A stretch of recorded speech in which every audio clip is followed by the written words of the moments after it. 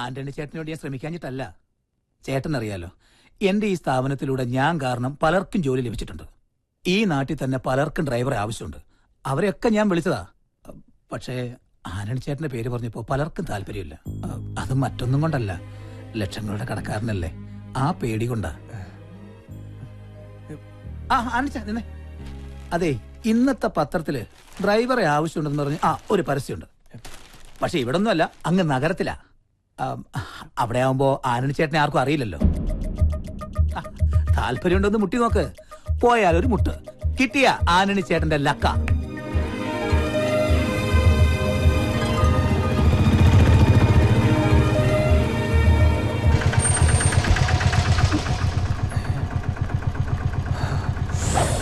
Minnu's group ഒരു നെല്ലിക്കൽ സ്ഥാപനം കേട്ടിട്ടില്ലേ? നൂറ്റാണ്ടുകളുടെ പാരമ്പര്യമുണ്ട് ഈ നെല്ലിക്കൽ സ്ഥാപനത്തിന്. അന്ന് തുടങ്ങിയ ബിസിനസ്സാ. ഇന്നിപ്പോ മിന്നു ഗ്രൂപ്പിന്റെ കീഴിലില്ലാത്ത ബിസിനസ്സുകളില്ല. ഡ്രൈവറെ ആവശ്യമുണ്ടെന്ന് അറിഞ്ഞിട്ട് വന്നതാണല്ലേ? പക്ഷെ നോക്കിയിട്ട് തന്റെ കാര്യം പോക്കാം. ഇവിടെ നല്ല തുമ്പപ്പൂ പോലെ വെളുത്ത ആളുകൾക്ക് മാത്രമേ ജോലി കൊടുക്കൂ. കാരണം എന്താ, ഈ നെല്ലിക്കൽ കുടുംബം രാജവംശത്തിൽ പെട്ടതാണേ. അത് തന്നെ പോലുള്ള നീഗ്രകളുടെ രാജവംശമല്ല. വെളുത്തിരിക്കണം, ഇല്ലെങ്കിലേ വെളുപ്പിച്ചിരിക്കണം. മിനിമം ഇത്രയെങ്കിലും.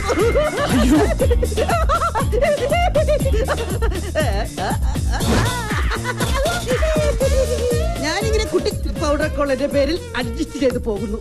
നോട്ട് ഓൺലി ഞാൻ കല്യാണം കഴിച്ചിട്ടില്ല, ആ ഒറ്റ പരിഗണന കൊണ്ടാ എനിക്കിവിടെ ജോലി കിട്ടിയത്.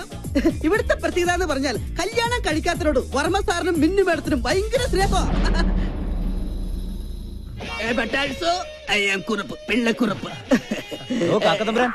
സെക്ഷൻ ആയി പോയി ആ ഫയൽ ഒന്ന് എടുത്തുകൊണ്ടോ. കാക്കത്തമ്പുരാൻ നിന്റെ അപ്പൻ അസുഖാൽക്കാർ സ്നേഹം കൊണ്ടോൾ ഇങ്ങനെയും വിളിക്കും. ബൈ ദ ബൈ, ഇവിടുത്തെ ജോലി കിട്ടിക്കഴിഞ്ഞാൽ ജീവിതത്തിനൊരു ഗ്യാരണ്ടിയായി. വിശ്വസിച്ചു കഴിഞ്ഞാൽ ഇവിടുത്തെ കുടുംബത്തിലൊരു അംഗമായിട്ട് കൂടെ താമസിക്കുകയും ചെയ്യാം. പിന്നെ എന്നാൽ വിശ്വസിക്കാൻ പറ്റാത്ത രണ്ടുപേരുണ്ട്. അതിലൊരാളാണ് ദാ വരുന്നത്, വർമ്മ സാറിന്റെ അളിയൻ Madhava Varma. Good morning sir. Good morning. Good morning. England Siddhabad. ഇതേതാ നിന്നെക്കാൾ വലിയ വെലിക്കാക്ക? വെലിക്കാക്ക സാറിന്റെ അച്ഛൻ. ഡ്രൈവറിന്റെ ഒഴിവുണ്ടെന്ന് പറഞ്ഞാൽ വന്നാണേ. അതാണ് ജനറൽ മാനേജറുടെ മുറി. അങ്ങോട്ട് നടന്നോളൂ, ഞാൻ വന്നേക്കാം. ഓ, ഇനി അവിടെ ഉണ്ടാവും അടുത്ത അവതാരം, വർമ്മ സാറിന്റെ മരുമകൻ മഞ്ജുളകുമാരൻ. ഒന്ന് നിന്ന് എനിക്ക് തല ഇറങ്ങുന്നു. ആളിറങ്ങാനുണ്ട്.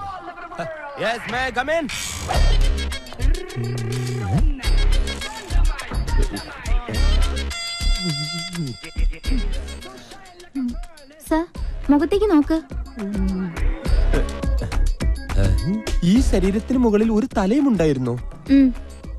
അത് ശരി. അതെ, കുട്ടി ഇവിടെ ജോലിക്ക് വന്നാണോ അതോ ക്യാബറ ഡാൻസിന് വന്നാണോ? ലുക്ക്, ഇമാതിരി ഡ്രസ് ഇട്ടുകൊണ്ട് ഓഫീസിൽ വന്നാൽ മറ്റുള്ളവരുടെ കൺട്രോൾ പോകും. എന്നെ പോലെ മറ്റുള്ളവർക്ക് അടക്കി പിടിച്ച് നിയന്ത്രിക്കാൻ പറ്റിയെന്ന് വരില്ല. കുട്ടിക്കറിയോ, കേരളത്തിലെ ഒട്ടുമിക്ക പുരുഷന്മാരും ഒരു പ്രഷർ കുക്കർ പോലെയാണ്.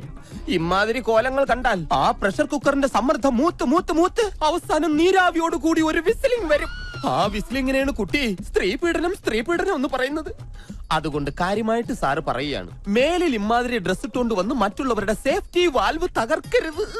Please go get out. എന്റെ വാൽവ് ഉപ്പിട്ടൊരു സോഡ നാരങ്ങ വെള്ളം കുടിച്ചില്ല സാർ.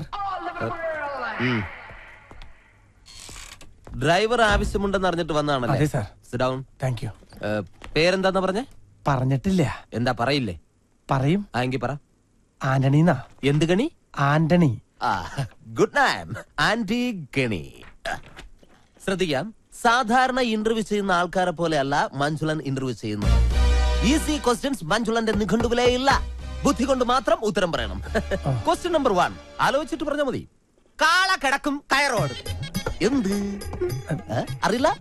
പരമകഷ്ടം. ക്വസ്റ്റ്യൻ നമ്പർ 2 മുറ്റത്തെ ചെപ്പിന് അടപ്പില്ല. എന്താണ്? പെട്ടെന്ന് പറ. അറിയില്ല? കഷ്ടം. എന്നാൽ നിങ്ങൾക്ക് പറയാൻ എളുപ്പത്തിന് ഇതിനേക്കാൾ വെറും ഈസി ക്വസ്റ്റ്യൻ ചോദിക്കാം. സൈക്കിൾ വട്ടത്തിൽ ചവിട്ടുമ്പോൾ നീളത്തിൽ പോകുന്നത് എന്തുകൊണ്ട്? അതും അറിയില്ല? ഇരിക്കടോ. പിന്നെ എന്തിനാ നിങ്ങൾ ഡ്രൈവർ പണിക്കെന്നും പറഞ്ഞുകൊണ്ട് ഇവിടെ ഓടി വന്നത്? ശരി, അവസാനമായിട്ട് ഞാൻ ഒരു ചോദ്യം കൂടി ചോദിക്കും. അതിനെങ്കിലും ഉത്തരം പറഞ്ഞാൽ നാളെ മുതൽ നിങ്ങൾക്ക് ഡ്രൈവർ പണി ചെയ്യാം. ക്വസ്റ്റ്യൻ ആലോചിച്ച് മാത്രം ഉത്തരം പറയുക. കിക്കിലിക്കും കിളികിലിക്കും ഉത്തരത്തിൽ ചത്തിരിക്കും. ആരി നിന്റെ അപ്പൻ. Correct answer. ഇവനൊന്നുമല്ല ഇവിടുത്തെ കാര്യങ്ങൾ തീരുമാനിക്കുന്നത്, മിന്നുമോളാ. മിന്നുമോള് പല പ്രാവശ്യം ഇവനോട് പറഞ്ഞിട്ടുള്ളതാ ഈ കസേര കയറി ഇരിക്കുന്നതെന്ന്. ഞാനൊന്ന് വിളിക്കട്ടെ? ഞാൻ പറഞ്ഞാൽ അവൾ എത്രത്തൊന്നും പറയില്ല. കാരണം നാളെ അവൾ എന്റെ മകന്റെ ഭാര്യയായിട്ടതാ. അതിനു മുമ്പ് ഞങ്ങൾ ഒളിച്ചോടി. ഹലോ മോളെ, അമ്മാവനെ ഒന്നും നടക്കില്ല. ഇവിടെ ഡ്രൈവറെ ആവശ്യമുണ്ടെന്നും പറഞ്ഞ് ഒരാള് വന്നിട്ടുണ്ട്. മിടുക്കനാ. എനിക്ക് അയാളുടെ സംസാരം വളരെ ഇഷ്ടപ്പെട്ടു. ശരി മോളെ. നടക്കില്ല.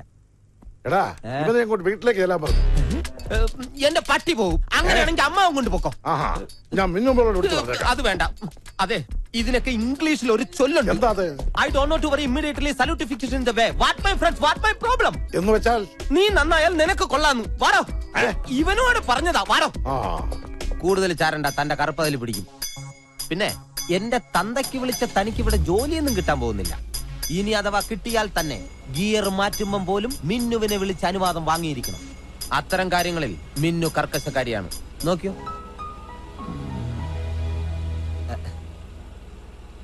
ഹലോ മിന്നുമോളെ, മഞ്ജുലേട്ടൻ ഗിയർ മാറ്റട്ടെ?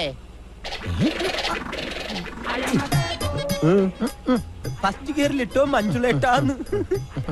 പാവം, അമ്മായി മരിക്കുമ്പോൾ മിന്നുമോൾക്ക് 12 വയസ്സായിരുന്നു. അന്നാണ് അവളുടെ ജീവിതത്തിൽ അത് സംഭവിച്ചത്. എന്ത് ദുരന്തം? I mean tragedy.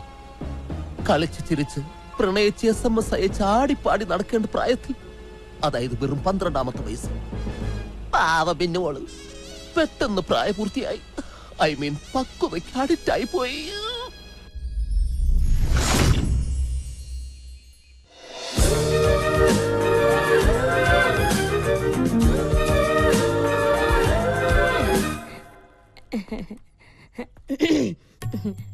മിന്നുമോള് തിരക്കിലാണോ? അല്ല, തിരക്കാണേ അമ്മായി പിന്നെ വരാട്ടോ. അമ്മായിക്ക് പറയാനുള്ളത് എന്താന്ന് വെച്ചാ പറയും. അയ്യോ, പറയാനല്ല, മോക്കൊരു ഗിഫ്റ്റ് തരാൻ വേണ്ടിട്ടാ. ഇതെവിടുന്നാ? അമേരിക്കന്നാ. ഒബാമ കൊടുത്തയച്ചതായിരിക്കും. മിന്നുന്റെ ഒരു തമാശ. ഇത് മോക്ക് തരാൻ വേണ്ടി അമേരിക്കന്ന് എന്റെ മോൻ രാഹുൽ കൊടുത്തയച്ചതാ. അമ്മായി തന്നെ തുറക്ക്. ഞാനോ? ആ, എന്തൊക്കെയാ അതിനകത്തുനിന്ന് കാണാലോ. ഓ, അങ്ങനെ. അയ്യോ, ദേ മൊബൈൽ ഫോൺ. കൊള്ളാലോ. അതെ, അവന്റെ ഒരു ഫോട്ടോ മോക്ക് എപ്പോഴും കാണാൻ വേണ്ടി അവൻ കൊടുത്തു വിട്ടതാ. പിന്നെ വേറെ സാധനം കൂടി ഉണ്ട്. ഒരു ലെറ്റർ. ഓ, ലവ് ലെറ്റർ ആണോ? കള്ളനാണവൻ. അമ്മായി തന്നെ വായിക്കും. അയ്യോ, അത് ഞാനാ വായിക്കാനാ പറഞ്ഞേ. ഇപ്പൊ അങ്ങനെ അത്ര വിളിക്കാറ്. ഞാൻ നിന്നെ എത്രമാത്രം സ്നേഹിക്കുന്നുണ്ടെന്ന് നിനക്കറിയാമോ? അയ്യോ, നിന്നെ കുറിച്ചുള്ള ഓർമ്മകളുമായി ഓരോ രാത്രിയും തള്ളി നീക്കുകയാണ്. അയ്യോ പാവം. ഞാൻ എന്നും നിന്റെ ഫോട്ടോയിൽ മുത്തമിടാറുണ്ട്. അയ്യോ, നീ ചിന്തിക്കുന്നുണ്ടാവും നിന്റെ ഫോട്ടോ എങ്ങനെ എനിക്ക് കിട്ടിയെന്ന്. അമ്മ എനിക്ക് രഹസ്യമായിട്ട് അയച്ചു തന്നതാ. ഞാനറിയാതെ എന്റെ ഫോട്ടോ മകൻ എത്തിച്ചു കൊടുക്കാം. മകന്റെ പ്രണയലേഖനങ്ങളെ സമ്മാനങ്ങളെ എനിക്ക് എത്തിച്ചു തരുക. നിങ്ങൾ എന്റെ അമ്മായിയായി പോയി. മിന്നുമോളെ, അത് പ്രായമാവുമ്പോഴെങ്കിലും പെണ്ണുങ്ങൾക്ക് ഇത്തിരി പക്വത ഉണ്ടാവണം.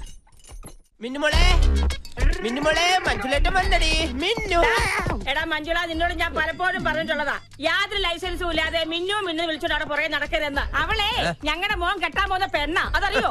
എന്റെ അമ്മാവന്റെ മകളെ പേരെടുത്ത് വിളിക്കാൻ ഞാൻ ഇനി ഈ വീട്ടിൽ ലൈസൻസ് എടുക്കണോ? നീ വിളിച്ചോടാ മോനെ. അതെ, ഇവന് മിന്നുവിനോടൊരു മോഹം ഉണ്ടെങ്കിൽ ഏട്ടൻ മിന്നുവിനെ ഇവന് തന്നെ കെട്ടിച്ചു കൊടുക്കും. ഞാൻ ഒരു വാക്ക് പറഞ്ഞാ മതി. ഏതാണ് വാക്ക്? ഞാൻ എഴുതിയെടുക്കട്ടെ. പോടാ കിഴങ്ങ. അമ്മ ഇത് കുഴപ്പമില്ല. മണ്ടാ, എന്താ അമ്മേ? നീ മിന്നുവിന്റെ ഭർത്താവായി കാണാനല്ല ഈ അമ്മയുടെ ആഗ്രഹം. പിന്നെ മിന്നു ഗ്രൂപ്പിന്റെ മാനേജർ ആവണം. അതാണോ അമ്മയുടെ അന്ത്യാഭിലാഷം? അതെ. എങ്കിലത് നടക്കില്ല അമ്മേ. അതെന്താ? ഓഫീസിൽ ഒരു മോണോവർമ്മ, വീട്ടിൽ മോണോവർമ്മയുടെ ഭാര്യ സ്റ്റീരിയോ ചന്ദ്രമതിയാണ്. ഇവര് രണ്ടുപേരും കൂടെ ചേർന്ന് നമ്മളെ വഴിയാതാരാക്കും അമ്മേ. അതിനിപ്പോ എന്താ സംഭവിച്ചത്? എന്ത് സംഭവിക്കാൻ? ഇന്ന് ഡ്രൈവറാകാൻ വന്നവൻ മോണോവർമ്മയുടെ ഒത്താശയോടെ പരസ്യമായിട്ട് എന്നെ തന്തയ്ക്ക് വിളിച്ചു. ഞാൻ കൂട്ടിക്കൊണ്ട് വന്നിട്ടുണ്ട്. അവനെ വെറുതെ വിടരുത് മോനെ, ബാല്യക്കാരെ കൊണ്ട് തല്ലിക്കണം. എന്നിട്ട് വേണം എന്റെ പൊലവുളി അടിയന്തരം ഈ വീട്ടിൽ വെച്ച് നടത്താൻ. അതൊന്നും വേണ്ട. അമ്മാവനോടൊന്ന് പറഞ്ഞാ മതി അവനെ ഡ്രൈവറാക്കണ്ടെന്ന്. ഞാൻ ഏട്ടനെ ഒന്ന് കാണട്ടെ. കൊള്ളാം. ഇന്റർവ്യൂവിന് വന്ന ദിവസം തന്നെ നീ എന്റെ മരുമകന്റെ അച്ഛനെ വിളിച്ചു. സാർ താൻ ഒന്നും പറയണ്ട. ഈ നിൽക്കുന്നത് ആരാണെന്ന് തനിക്കറിയാമോ? എന്റെ ഒരേ ഒരു സഹോദരി, ഇവളുടെ മകനും, അതായത് എന്റെ മരുമകൻ. എടോ, എന്റെ ശാരദ ഭർത്താവിന്റെ കൂടെ കുറച്ചു കാലം മാത്രമേ ജീവിച്ചുള്ളൂ. ഇവന്റെ കുഞ്ഞിക്കാല് കണ്ടതിന് ശേഷം പിന്നെ എന്റെ ശാരദയ്ക്ക് ദാമ്പത്യ ജീവിതം ഉണ്ടായിട്ടില്ല. അതുകൊണ്ട് എന്റെ പൊന്ന അന്നി, ഞാനൊരു കാര്യം പറഞ്ഞോട്ടെ. ഇങ്ങൊന്നേ, പേഴ്സണൽ ആയിട്ട് പറയുക, I am proud of you. അതുകൊണ്ട് ആന്റണിയെ ഇവിടുത്തെ ഡ്രൈവറായി നിയമിക്കാൻ ഞാൻ തീരുമാനിച്ചു. അങ്ങനെ പേഴ്സണൽ ആയിട്ട് പറഞ്ഞാ പോരല്ല. മിന്നുന്റേതാ അവസാന വാക്ക്. അവസാന വാക്ക് മിന്നുന്റേതാ, പക്ഷെ തീരുമാനമെന്നും എന്റെ അമ്മയുടേതാ.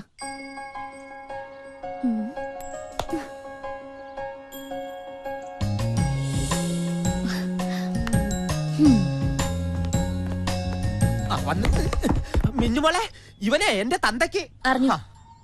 മഞ്ജുലേട്ടാ, കാറിന്റെ ചാവി എന്റെ കയ്യിലുണ്ട് മോളെ. മോൾക്ക് എവിടെ പോണോന്ന് പറഞ്ഞാ മതി. മഞ്ജുലേട്ടൻ റെഡി. പറഞ്ഞ കാട്ടില്ലേ, ഇറങ്ങി പോടാ. ആ ചാവി അയാളുടെ കയ്യിൽ കൊടുക്കും. പറഞ്ഞ കേട്ടില്ലടാ. ഇനി ഒരു നിമിഷം ഞാൻ ഇവിടെ നിൽക്കില്ല. ഞാൻ അകത്ത് പോയി കിടക്കാൻ പോണു.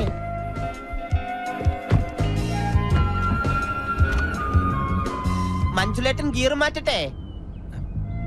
മാഡം ഗിയർ മാറട്ടെ?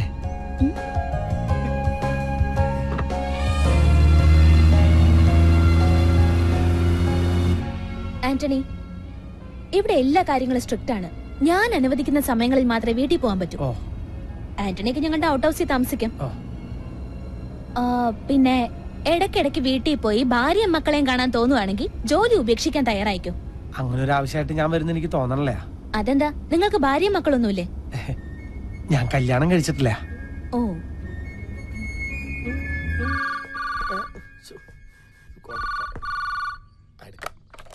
ഹലോ, ആന്റണിച്ചനായിരുന്നു. ഞാൻ വിചാരിച്ചു വല്ല കടക്കാരും ആയിരിക്കുമെന്ന്. ആ ലക്ഷ്മി അമ്മ ഇപ്പൊ തന്നെ പറഞ്ഞതേ ഉള്ളൂ, ആന്റണിച്ചൻ വിളിച്ചില്ലല്ലോ എന്ന്. ആ പിന്നെ ഇന്ന് രാവിലെ ആദിത്യം വിളിച്ചായിരുന്നു. നീ ഫോൺ ലക്ഷ്മിയുടെ കയ്യിൽ കൊടുത്തേ. കൊടുക്കാം.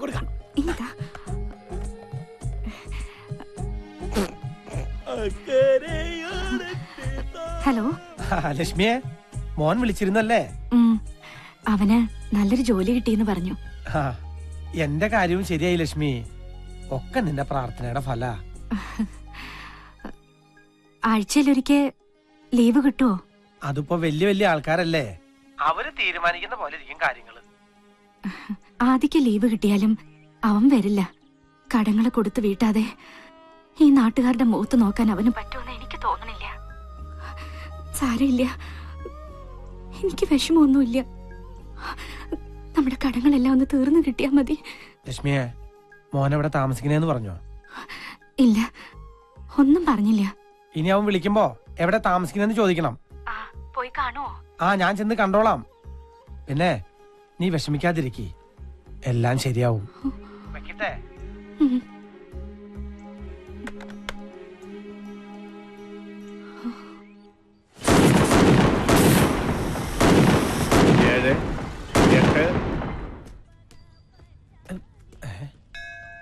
എട്ടേ പൊട്ടിയുള്ളൂ.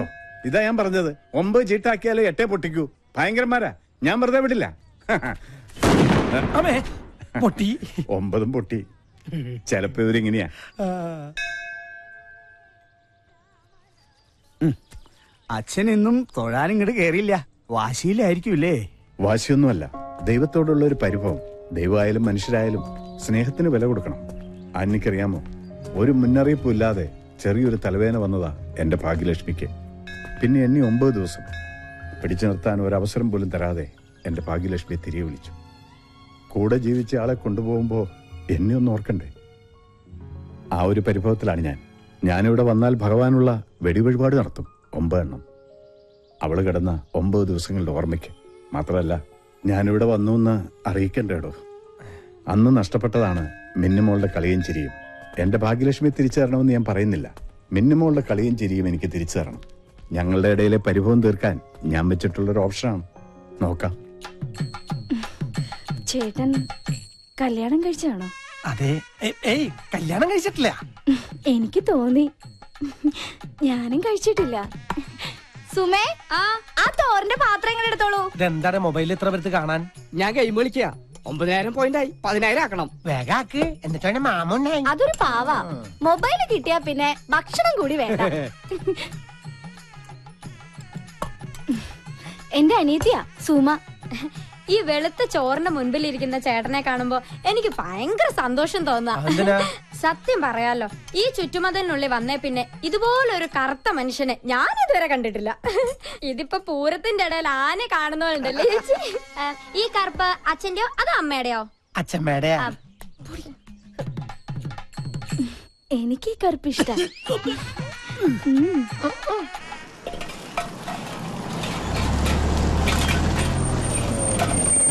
Good morning. Good morning. ഞാൻ കരുതി മിന്നുമോളായിരിക്കുന്നു. കൃത്യസമയത്ത് തന്നെ പണികൾ തീരുവോ? നടക്കും സർ. മണലിലൊക്കെ ഇപ്പൊ എന്താ? ഇതാണോ പുതിയ മെറ്റീരിയൽസ്? അതെ സർ, എല്ലാം ഹൈ ക്വാളിറ്റി.